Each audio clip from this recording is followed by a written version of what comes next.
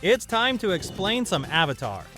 No, not the lanky four-fingered blue guys. We're talking about the little bald kid with superpowers. Join me as I dive into the four nations and rank each character based on their contributions to the team, their power, and, most importantly, my own flawless opinions. Let's start right at the bottom of our list with the only D-tier member, Momo.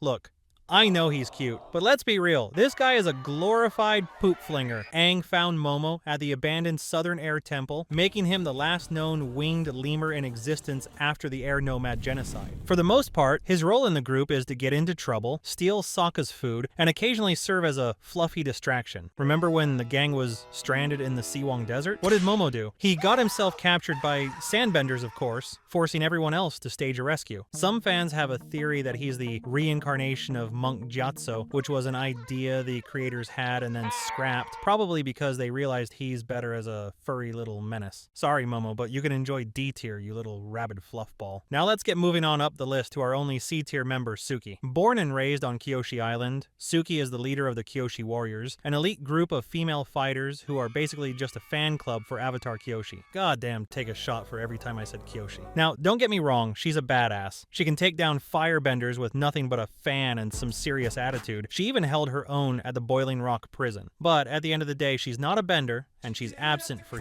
huge chunks of the story. She pops in, helps out, has a cute moment with Sokka, and then disappears again for 10 episodes. She's a great ally, but she's more of a recurring guest star than a main cast member. Solid, reliable, but not essential, C tier. Now heading over to our B tier section, we have Katara. Katara was born in the Southern Water Tribe to her parents, Chief Hakoda and Kia. Her childhood was shattered when the Fire Nation attacked their village.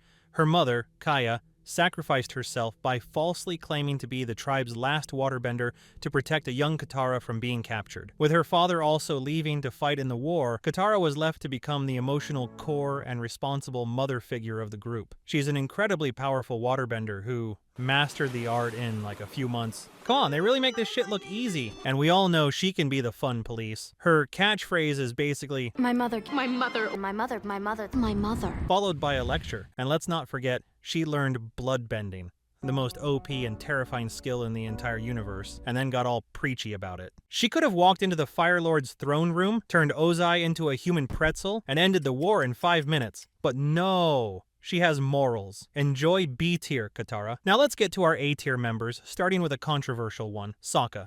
Yes, the guy with no bending. Born in the Southern Water Tribe to Hakoda and Kaya, Sokka's life was defined by his father leaving to fight the Fire Nation. Hakoda left Sokka, a mere teenager, in charge of protecting the tribe, which is probably why he's so desperate to prove himself. You're probably thinking, A tier? Really? He doesn't even have any powers? Well, let me explain this to you, my loyal theorists. Sokka is the brains of the operation. While everyone else is playing with their elemental magic, Sokka is the one coming up with the plans. He's the ideas guy, the strategist, the comic relief, and the master of the boomerang. This guy took down Combustion Man with a piece of curved wood. He learned swordsmanship from a master and became a warrior in his own right. He's powered by two things: meat and sarcasm. In a world of demigods, Sokka is the normal, brilliant guy who holds it all together. Go ahead and enjoy A tier, you magnificent, non-bending bastard. Up next in A tier, we have the man himself, Aang, the Avatar, the Last Airbender, the 112-year-old kid who'd rather ride penguin sleds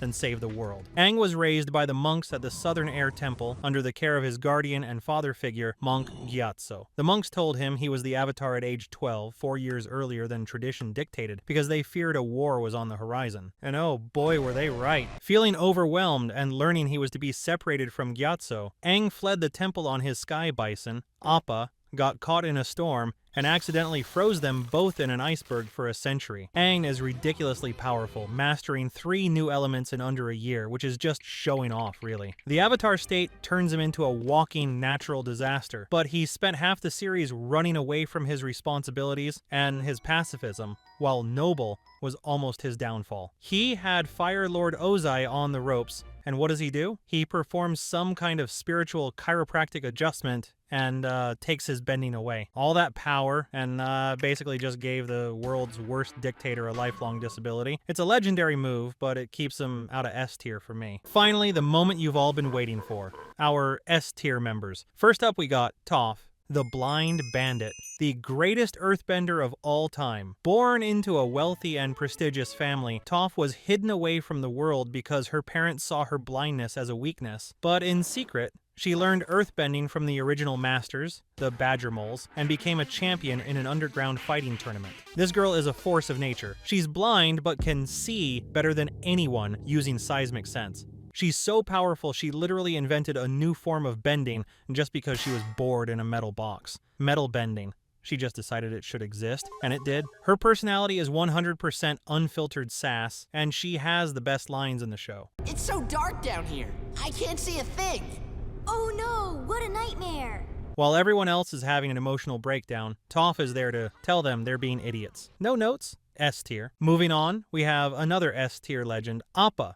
That's right, the Sky Bison. As a young airbender, Aang chose Appa to be his lifelong animal companion, and the two were inseparable from that day forward. You think the gang would have gotten anywhere without him? Appa is their transportation, their mobile home, their heavy artillery, and their 10-ton fluffy emotional support animal. He carried the entire team on his back for 3 seasons. He fought off Fire Nation soldiers, survived being kidnapped, and flew them all the way to Ba Sing Se. Upon waking up from the iceberg, he became the last of his kind, just like Aang. He is the single most important and reliable member of the team. He never complains, he's always there when they need him, and he's a certified badass. S tier. No questions asked. And to conclude our list, the angsty prince we all know and love, Zuko. This guy's character arc is the stuff of legends. Born as the Prince of the Fire Nation to Fire Lord Ozai and his wife Ursa, Zuko's childhood was anything but happy. His father was an abusive monster who favored his prodigy sister, Azula, and his mother mysteriously disappeared after she made a deal with Ozai to poison his own father in order to save Zuko's life, leading to her banishment. Zuko went from a whiny teenager obsessed with capturing the Avatar to restore his honor to a wise and powerful Fire Lord who helped Aang save the world. His journey was all about struggle, redemption, and learning to choose his own destiny instead of chasing his psycho father's approval. He gave us some of the best fights, the most emotional moments, and a hairstyle that can only be described as a cry for help. He's the perfect example of a villain who became a hero, and he earned every bit of his S-tier spot. Now, there are obviously the characters that helped Aang along the way, the likes of King Bumi, for example, who was the token senile old man friend, or even Uncle Iroh, another old man. I guess this group just had a thing for old guys, huh? Let me know if you'd like to see some more characters get explained from an expert like myself. Thanks for watching. For every person who subscribes to the channel, I will personally challenge the Fire Lord to an Agni Kai on your behalf. Results not guaranteed. Also use code PCE at checkout if you'd like to support the channel next time you load up on your next batch of guacamole gamer fart. Thanks, Gamer Sups. Goodbye now.